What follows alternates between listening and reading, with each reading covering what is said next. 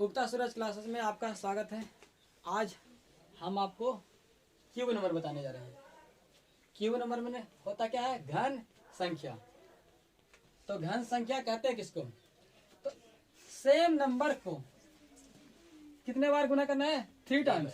Same number को 3 times multiply करने पर जो रिजल्ट आता है वह क्यूब नंबर कहलाता है। मेरा कहने का मतलब है कि किसी भी नंबर को कितने बार गुना करना है?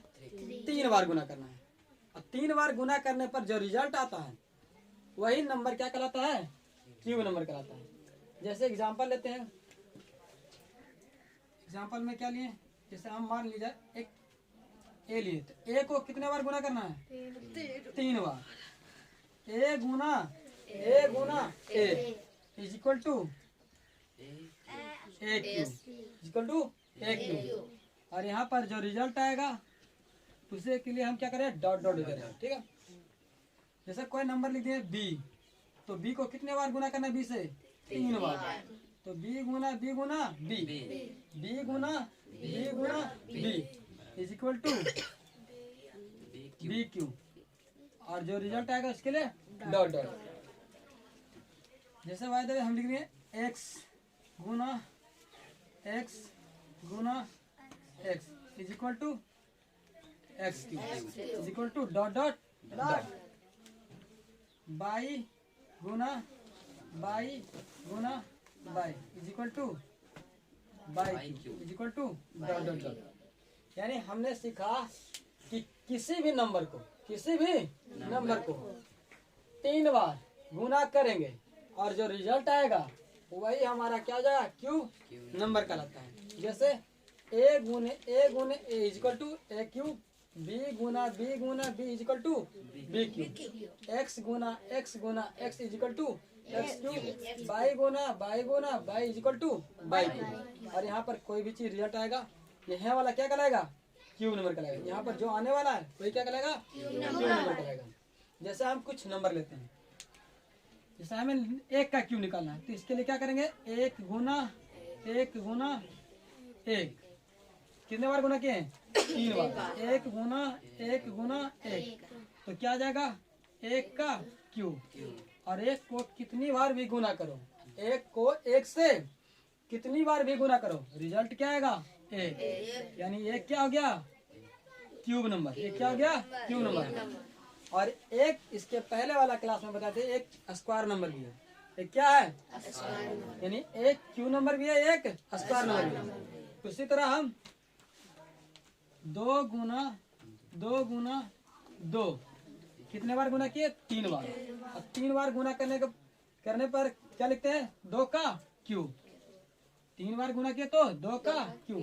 1 2 3 यहाँ पर पावर कितना आ गया? 3।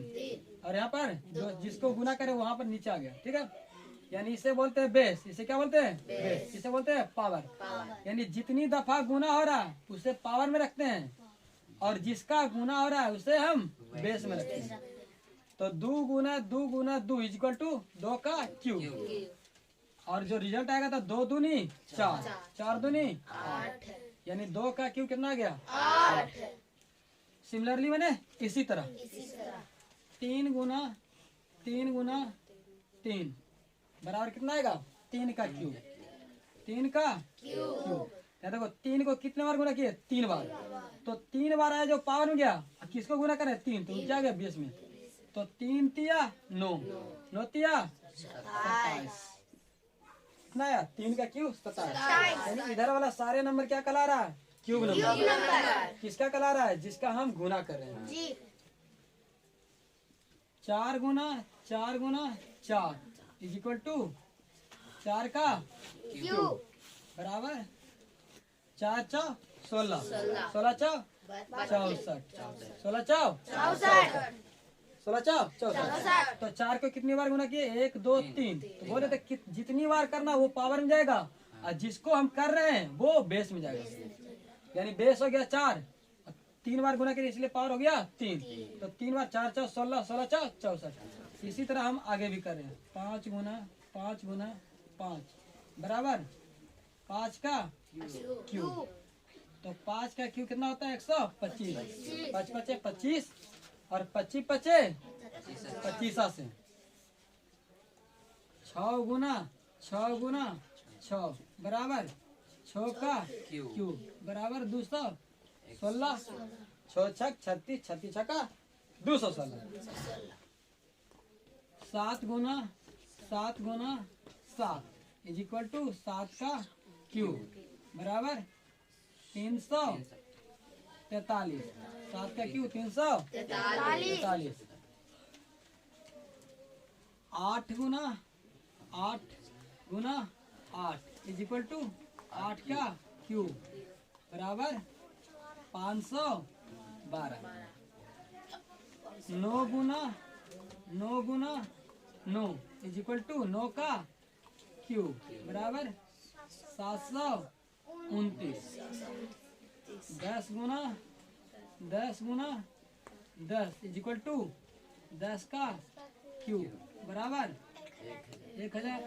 यहाँ भी देखो किसका गुना हो रहा है 10 का, तो जिसका गुना हो रहा है वो बेस कितनी बार गुना किए 1 2 3 बार, तो क्या हो गया पावर। ये 10 है के 100 है के 1000। इसका मतलब हमने 1 से लेकर 10 तक का क्यूब इधर लिख दिए। उसी तरह हम इसको क्या लिख सकते हैं 11 12 13 आगे है सिमिलरली क्या लिखेंगे 11 का क्यूब 11 का होता है 1331 12 का क्यूब 1728 13 का क्यूब 2197 14 का क्यूब 2744 14 क्यूब 15 का क्यूब 3375 16 का क्यूब 40 96 17 का क्यूब 49 13 18 का क्यूब 58 32 19 का क्यूब 68 20 का क्यूब 8000 20 का क्यूब 21 का क्यूब 92 61 22 का क्यूब 10,648 23 का क्यूब 23 का क्यूब कितना होता है 12,167 12,167 24 का क्यूब 13,824 24 का क्यूब 13,824 25 का क्यूब 15,625 26 का क्यूब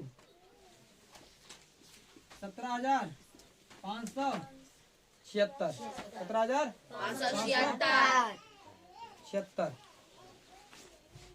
27 का क्यूब 19,683 19,683 28 का क्यूब 28 का क्यूब कितना होता है 21,952 29 का क्यूब 24,389 24,389। तो हमने क्या सीखा क्यूब नंबर मतलब क्या होता है घन संख्या। घन संख्या कहते हैं किसको जब किसी नंबर को 3 बार गुना करते हैं। जब किसी नंबर को 3 बार कितने बार गुना करते हैं 3 बार, तो जो रिजल्ट आता है उसे हम क्या कहते हैं क्यूब नंबर।